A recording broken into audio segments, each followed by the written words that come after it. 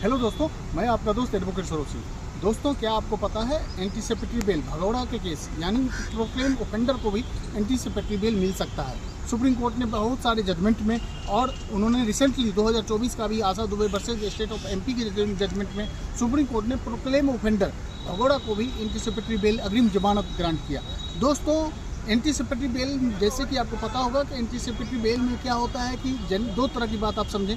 पहला तो होता है कि एंटीसिपेटरी बेल जब आपको एप्रीहेंशन लगे कि मेरा एफआईआर में नाम हो सकता है या चार्जशीट में नाम हो सकता है, मुझे अरेस्ट हो सकता है, आपका एप्रीहेंशन इटसेल्फ आपको लग रहा होगा कि मेरे को अरेस्ट कर सकता है पुलिस, तो उस कंडीशन में आप एंटीसिपेटरी बेल के लिए अप्लाई करते हो। एंटीसिपेटरी बेल आपको मालूम है कि दो जगह से होता है। पहला तो आप हाई कोर्ट में जाओगे या सेशन कोर्ट में जाओगे। आप उसके बाद अगर दोनों जगह से डिसमिस हो जाता है तो आर्टिकल 136 में सुप्रीम कोर्ट में आप आते हो। लेकिन दोस्तों, सुप्रीम कोर्ट में आने से पहले आपको सेशन कोर्ट और हाई कोर्ट को पहले जाना पड़ेगा। अब आप ये समझ लीजिए कि सुप्रीम कोर्ट एंटीसिपेटरी बेल क्यों देगा।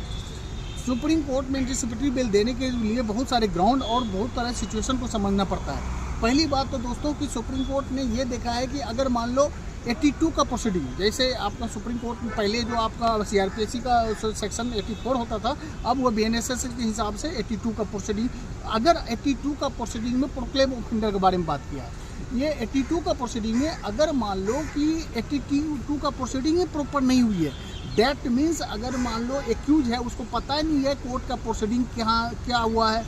दूसरी बात, उनको प्रॉपर नोटिस सर्व नहीं हुई है। दूसरी बात, उनको नॉलेज में आया ही नहीं है। और उसके बाद उनको जानबूझ के पता है, नॉलेज है, फिर भी वो अपने आप को कंसील कर रहा है, वो अलग बात हो जाएगी। लेकिन अगर कोर्ट का प्रोसीडिंग पता नहीं है, प्रॉपर जहां एड्रेस पर रह रहा है उस एड्रेस पे उनको नोटिस सर्व नहीं हुई है, उनके नॉलेज में नहीं आई है, या वो हॉस्पिटल में था या आउट ऑफ स्टेशन था जिनको नॉलेज में नहीं आई थी, उसके बाद भी 82 का प्रोसीडिंग को मतलब डिफ़ॉल्ट 82 का प्रोसीडिंग किया गया है। डैट मीन्स नोटिस सर्व नहीं हुआ। पुलिस वाले ने पब्लिकेशन जहाँ पे नोटिस सर्व होनी चाहिए थे वहाँ करवाया नहीं, जहाँ एफिक्सेशन होना चाहिए था कॉन्स्पिशियस पार्ट में जहाँ पे सब विजिबल हो वहाँ पे उन्होंने नोटिस चिपकाया नहीं था। उसके बाद पब्लिकेशन प्रॉपर पब्लिकेशन नहीं हो पाई थी।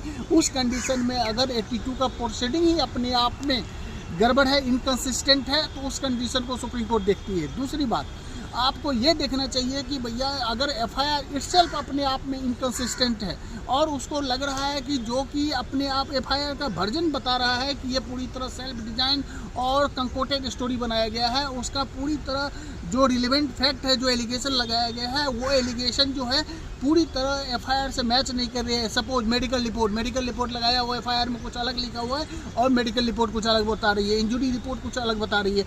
इसका पूरे कंडीशन को देखा जाता है। उसके बाद जो नेक्स्ट कंडीशन होता है दोस्तों कि डिस्प्यूट।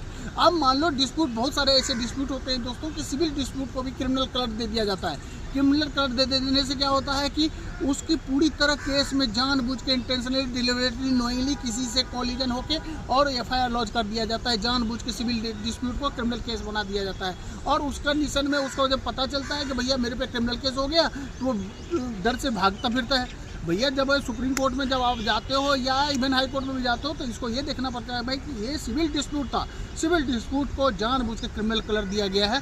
इसके बाद भी उसको एंटीसिपेटरी बेल उसको मिला दोस्तों। जैसे मैंने बताया बहुत सारे जजमेंट ने सुप्रीम कोर्ट ने ये ऐसा दिया है दोस्तों, लेकिन मेन जजमेंट जो है Asha Dubey versus state of MP 2024 का जजमेंट है, उसमें सुप्रीम कोर्ट ने इटसेल्फ बता दिया कि भैया अगर एफआईआर का वर्जन ही अपने आप में इनकंसिस्टेंट है और पूरा इरिलेवेंट है, डॉक्यूमेंट्स जो रिलेवेंट है डॉक्यूमेंट से मैच नहीं कर रहे हैं, तो उस कंडीशन को ध्यान में रखते हुए सुप्रीम कोर्ट ने एंटीसिपेटरी बेल ग्रांट किया। इसलिए एंटीसिपेटरी मिल सकता है।